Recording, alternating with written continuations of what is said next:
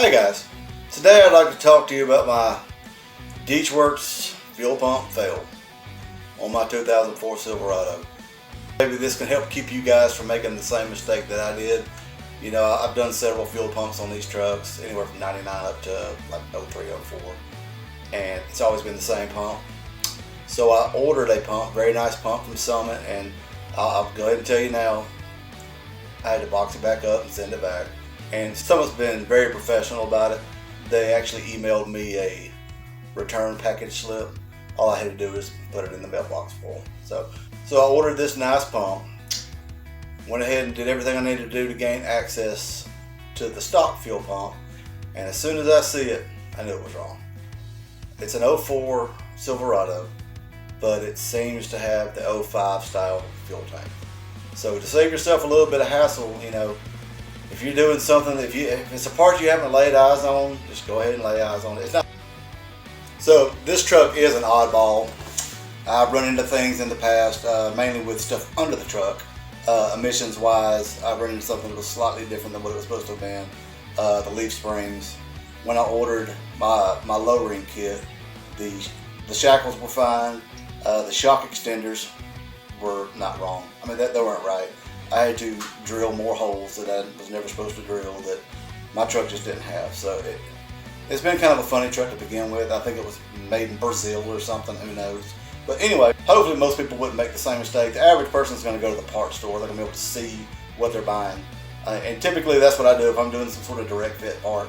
I'm going to take the part out, run down to the parts store, get the new part, throw it in there. But in this particular case, since I'm a know-it-all, I just assumed it was going to be the same pump that I've dealt with for years, and absolutely is not the case. So on to the next item. The Works fuel pump that I returned, the 05 style that Summit has is slightly different. I think it's just an extra emissions valve that's on it, but it's not exactly right.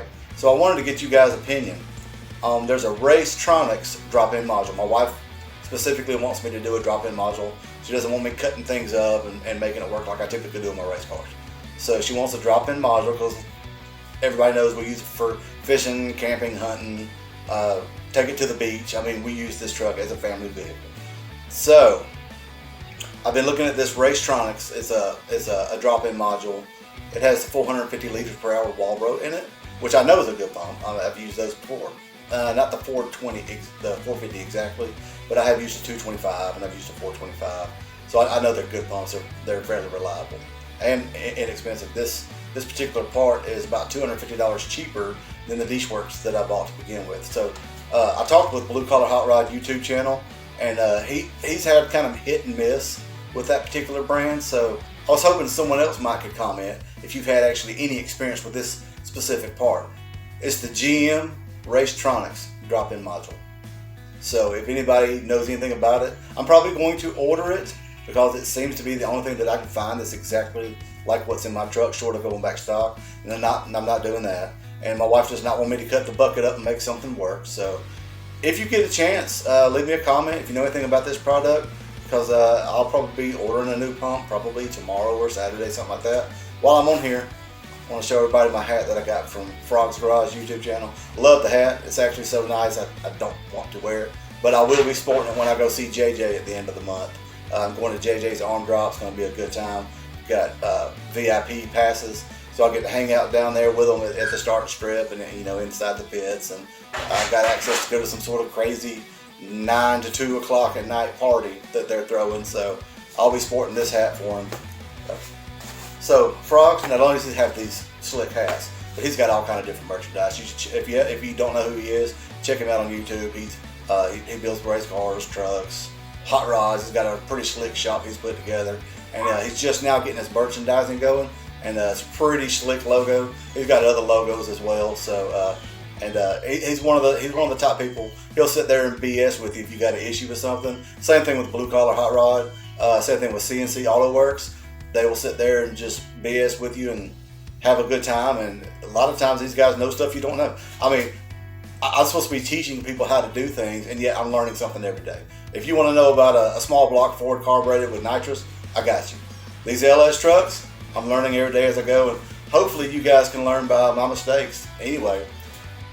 So like I said, I'd like to hear any comments you guys got about this particular product, or if you have a recommendation of something you think might work well. Right now I'm going to be running naturally aspirated, but I've got a pretty decent top end kit. Be somewhere around the 500, 525 mark NA. But eventually I am planning on boosting it, so I am going to need the extra fuel. So if you've got a recommendation, I'd love to hear that as well. Like I said, I'm new to these trucks. I'm not new to racing, but I am new to these trucks. So I appreciate you guys for watching, and any comments you got, I look forward to seeing them. Give it to me like